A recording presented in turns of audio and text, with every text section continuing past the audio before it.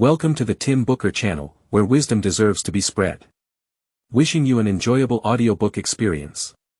Today, I'll be decoding what you can change and what you can't, for you. In approximately 20 minutes, I'll delve into the essence of the book. How to view oneself more scientifically, address unsatisfying behaviors that are difficult to change, and find the most effective path to self-improvement for making wise changes. In life, each of us tends to have aspects we're not particularly fond of about ourselves. For instance, being plagued by negative emotions like anxiety, depression, and insecurity. In severe cases, these emotions can disrupt eating and sleeping habits, and some might struggle with persistent habits, while others find it challenging to quit smoking. There are also individuals who aspire to lose weight yet struggle to control their eating habits, leading to frustration. These dissatisfactions and unchangeable circumstances can significantly diminish one's sense of happiness. What's worse, at times, these dissatisfactions can become overwhelmingly active, making it feel like a major crisis with no clear solution in sight. But don't worry, the book I'll be discussing today will guide you on how to view yourself through the lens of positive psychology, using scientific knowledge. The author of this book, Martin E. P. Seligman, is widely recognized as the father of positive psychology worldwide. He pointedly highlighted the drawbacks of contemporary psychology, redirecting it away from solely focusing on the dark, fragile, and painful aspects of human nature. Seligman advocated for embracing human virtues and strengths, leading the charge in establishing positive psychology and laying its foundational framework. By applying scientific principles and methods to study happiness and focusing on human well-being, this approach assists ordinary individuals in enhancing their sense of happiness. In 1998, Dr. Seligman was elected president of the American Psychological Association with the highest number of votes in history, underscoring his stature in the field. He's also a renowned best-selling author in the United States, adept at blending profound psychological research with everyday life.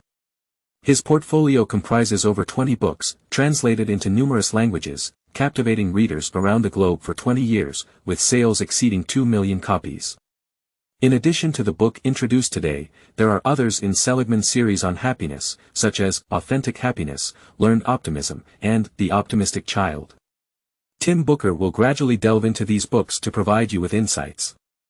The book I'm discussing today explains that the emotional struggles people experience arise from a lack of accurate self-awareness.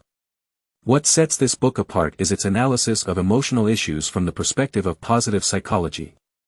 Previously, when facing negative emotions, people sought self-improvement and psychological therapy for help, but results were sometimes limited. Research in biopsychiatry indicates that many personality traits are highly hereditary. After extensive analysis and comparison, Seligman put forth his viewpoint. Some behavioral traits we possess can be changed, while others cannot. Some might require immense effort to see even a slight change. So, how do we differentiate between changeable and unchangeable traits?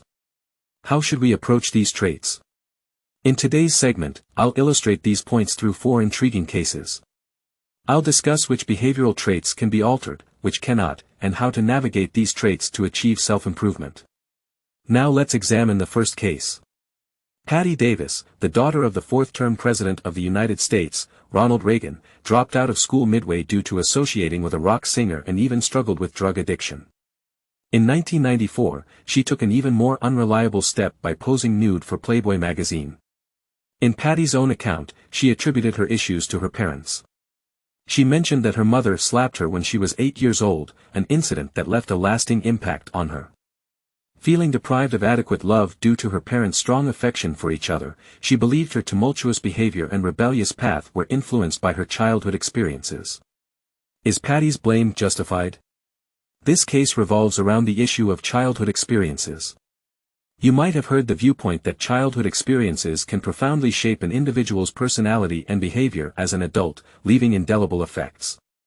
Seligman, however, argues that this perspective lacks scientific basis.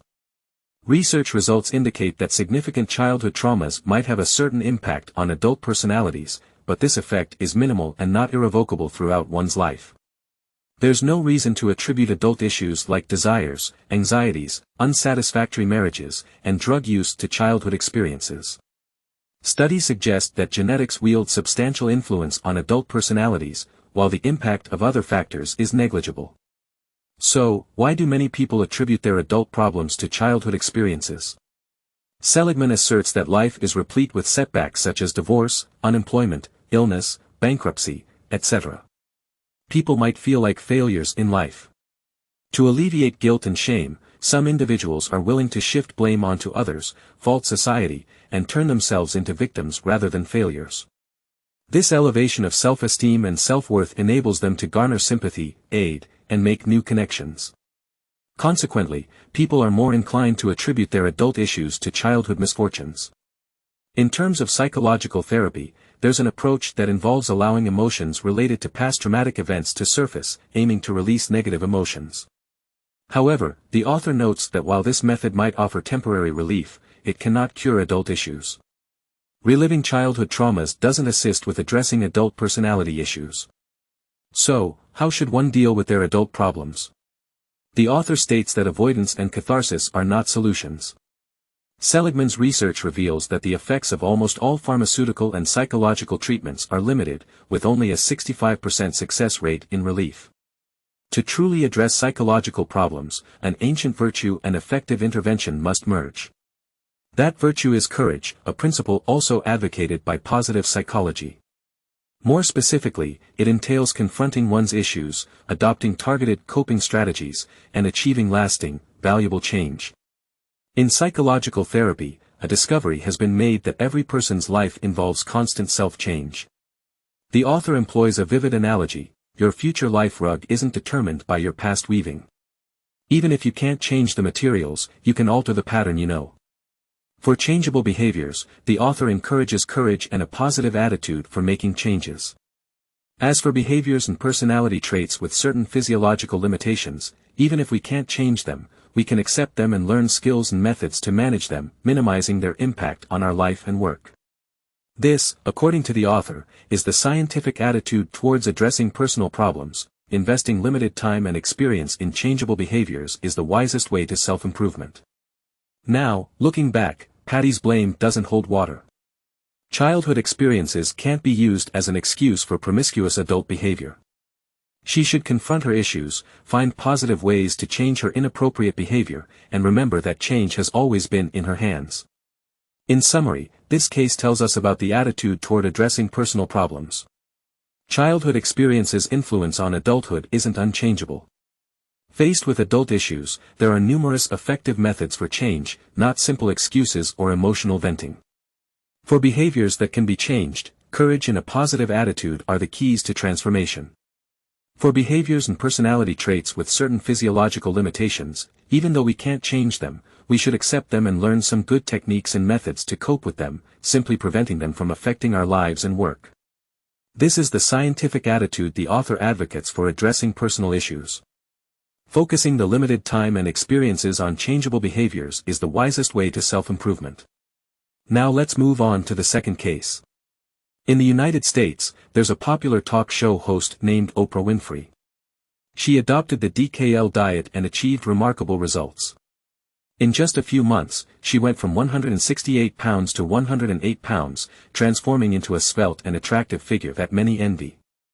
Oprah was highly appreciative of this weight loss method, causing the DKL hidden diet, essentially a fasting method, to quickly gain popularity. However, within a year, viewers noticed Oprah gradually gaining back the weight until she reached her original 168 pounds. Oprah then criticized this weight loss method, leading its popularity to plummet. The first topic we're discussing is about weight loss, a subject of great interest to many. The following perspective might disappoint you.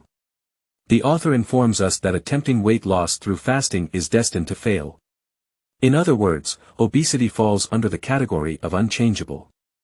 In the long run, fasting not only fails to result in weight loss but also can lead to gaining more weight. Furthermore, it can harm health and even contribute to eating disorders, anorexia, or depression. Why is this the case? An interesting experiment conducted on mice showed that once they experience starvation, they permanently alter their food processing mechanism. After their weight is restored, their heart metabolism slows down, and their bodies prefer high-fat foods, storing more fat internally. The more cycles of hunger and binge eating they undergo, the more energy they store. Humans seem to behave similarly. After fasting, the body fundamentally changes its approach to food processing. Fasting individuals exhibit strong cravings for food, and their bodies continuously accumulate energy. They burn fewer calories in their daily activities compared to non-fasting individuals, requiring fewer calories to gain weight.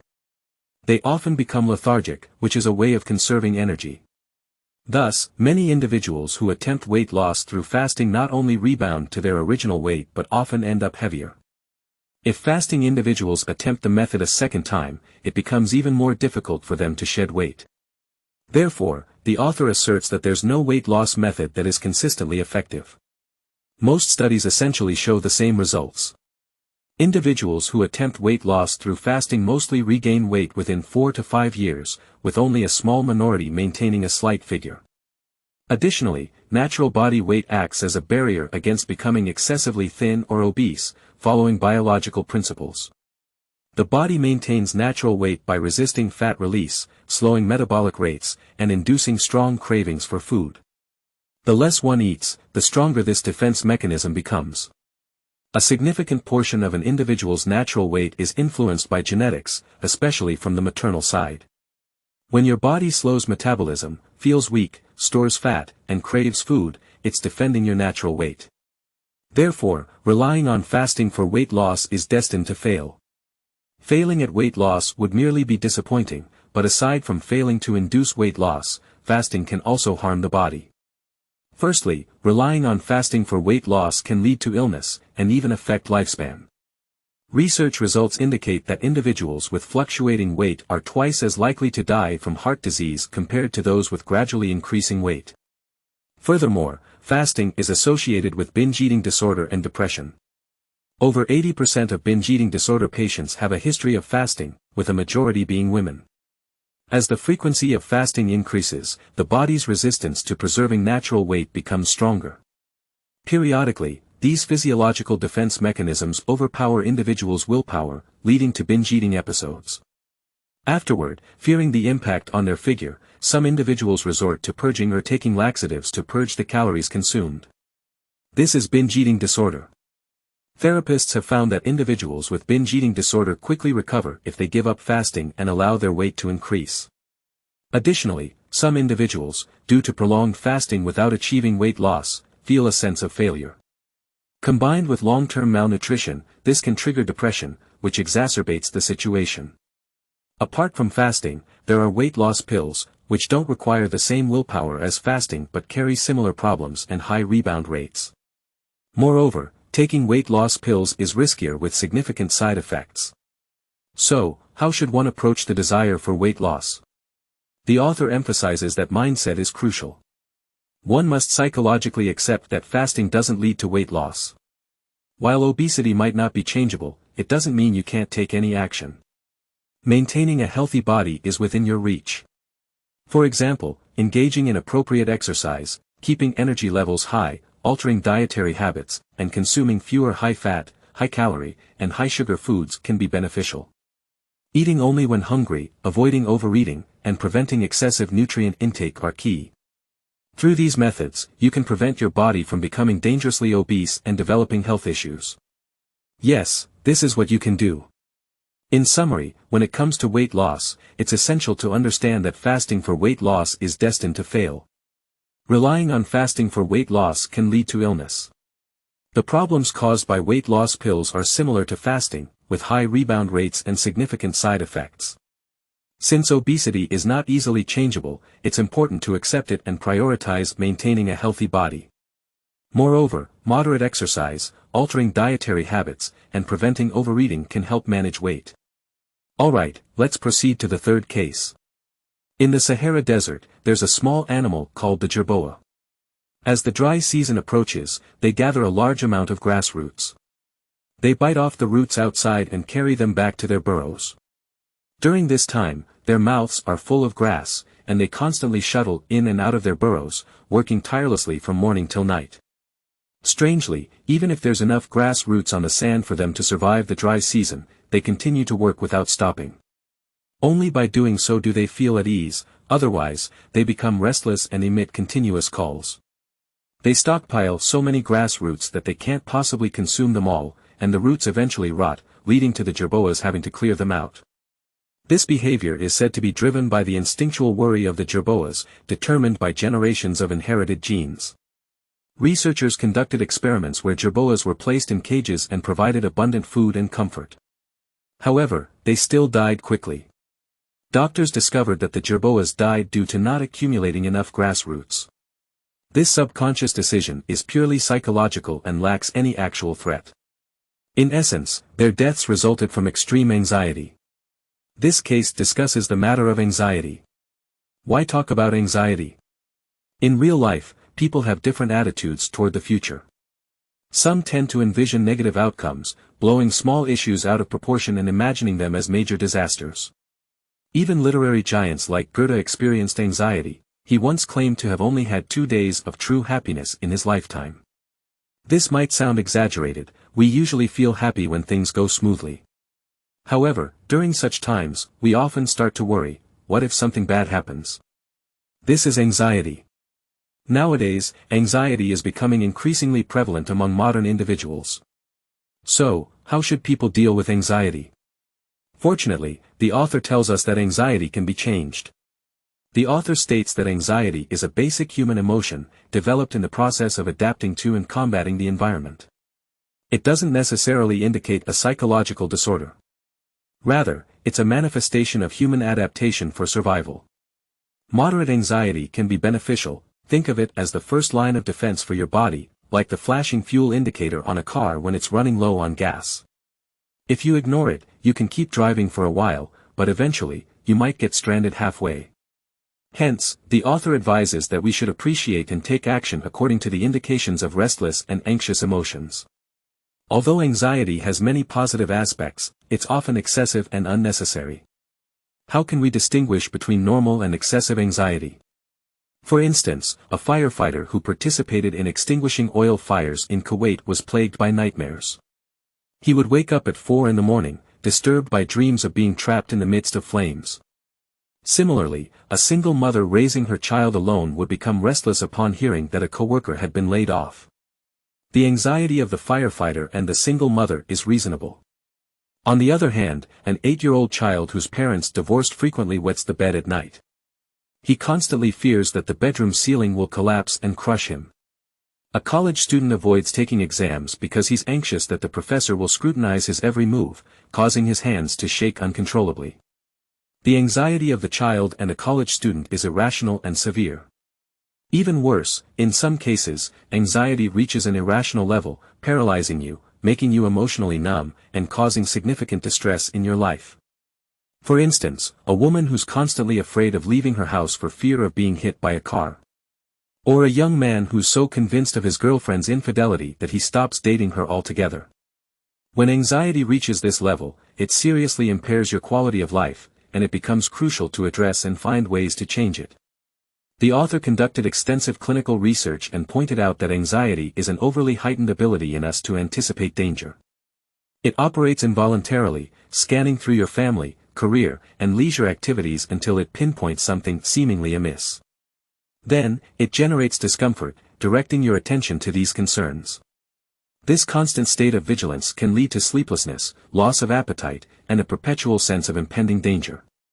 Such a life is incredibly distressing, and we must find ways to mitigate it. The author suggests that anxiety can be reduced through a technique called behavioral correction. What is behavioral correction? In simple terms, it's about enhancing control over thoughts of danger. How do you go about it? There are 2 methods.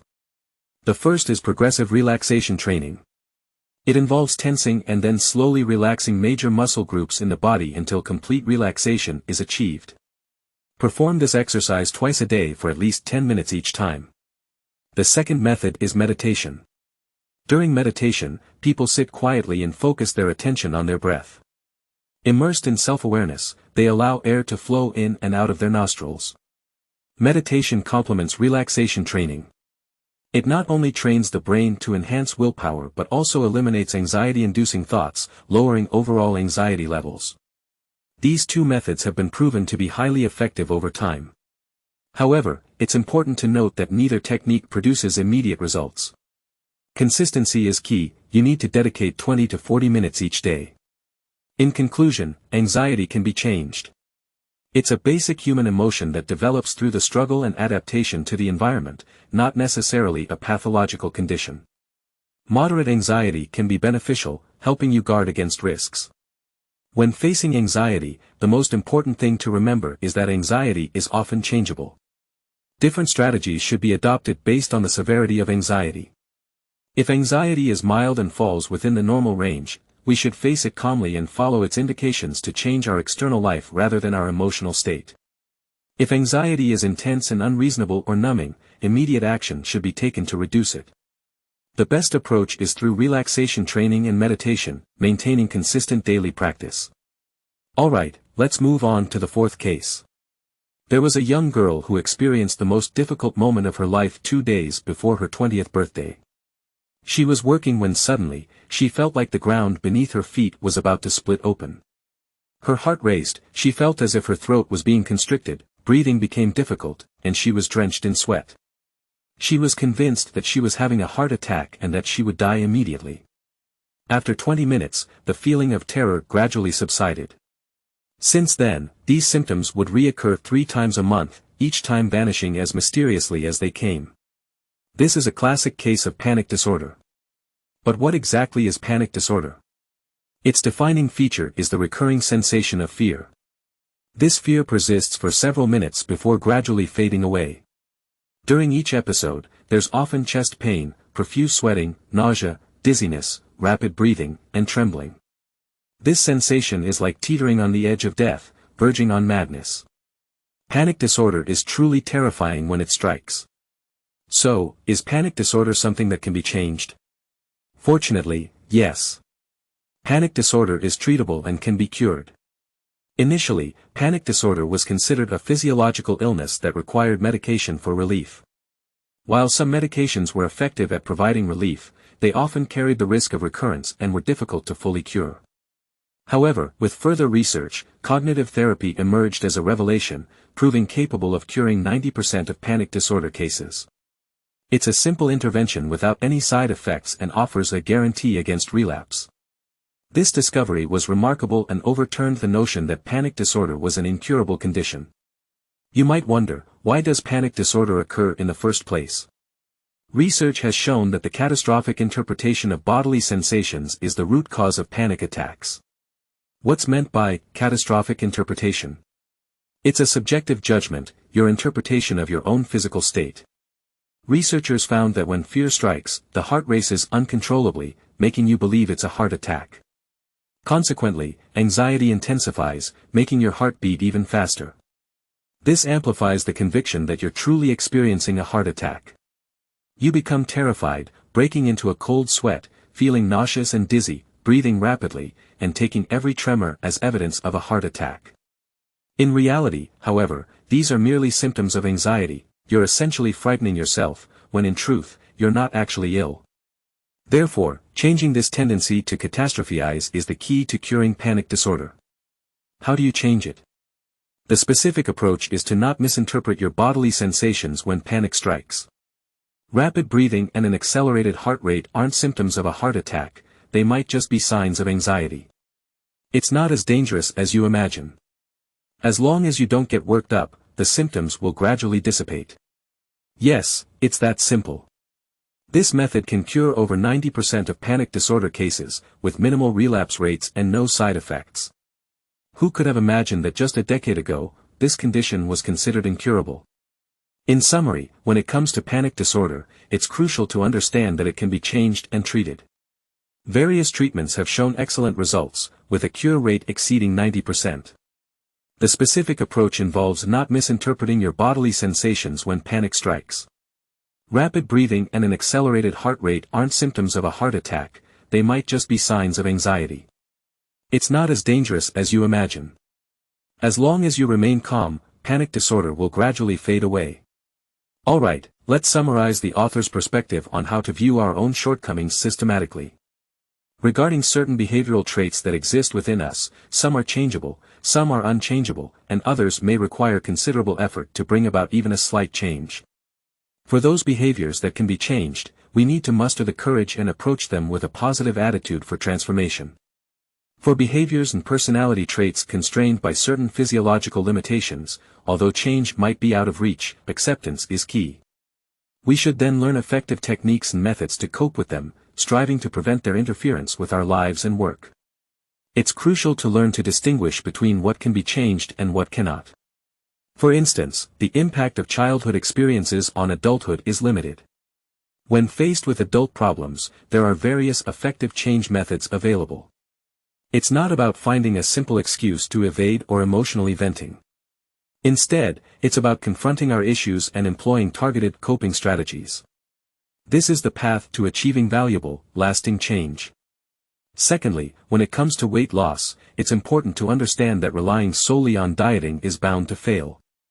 Attempting to lose weight through dieting can lead to health problems and even impact longevity. Using weight loss pills poses similar problems to dieting, with high rebound rates and even greater risks. Given that obesity is hard to change, the best course is to accept it and strive to be a healthy and larger individual. Engage in moderate exercise, alter dietary habits, and avoid excessive eating. Thirdly, anxiety is often changeable. When dealing with anxiety, different strategies should be adopted based on its severity. If anxiety is mild and at a general level, we should confront it calmly, following its guidance to change our external circumstances rather than our emotional state. If anxiety is intense and unreasonable, or it induces numbness, then immediate action is necessary to reduce it. The best approach is relaxation training and meditation, maintained with consistency. Fourthly, for panic disorder, it's important to understand that it can indeed be cured. The specific approach involves not misinterpreting bodily sensations when panic strikes. Rapid breathing and an accelerated heart rate aren't symptoms of a heart attack, they might just be signs of anxiety. It's not as dangerous as you imagine. As long as you remain calm, the symptoms will gradually dissipate. Of course, apart from the examples discussed in today's audio, the author also lists numerous common behavioral traits found in individuals and distinguishes among them. For example, behaviors that cannot be changed include alcoholism, children's gender identity, and homosexuality. Changeable behaviors include sexual dysfunction and depression. Optimism is a skill that can be acquired. We must muster the courage to change what can be changed, peacefully accept what cannot, and channel our limited time and energy into changing those things that can be changed. This is the scientific attitude the author proposes for approaching personal issues, and it's indeed the wisest way to enhance oneself. And that concludes today's content. Congratulations, you've completed another book. Thank you for your support and attention. Please subscribe to the Tim Booker channel. Like and share with family and friends, for wisdom is worth spreading. Embark on a wonderful future. Thank you, and goodbye.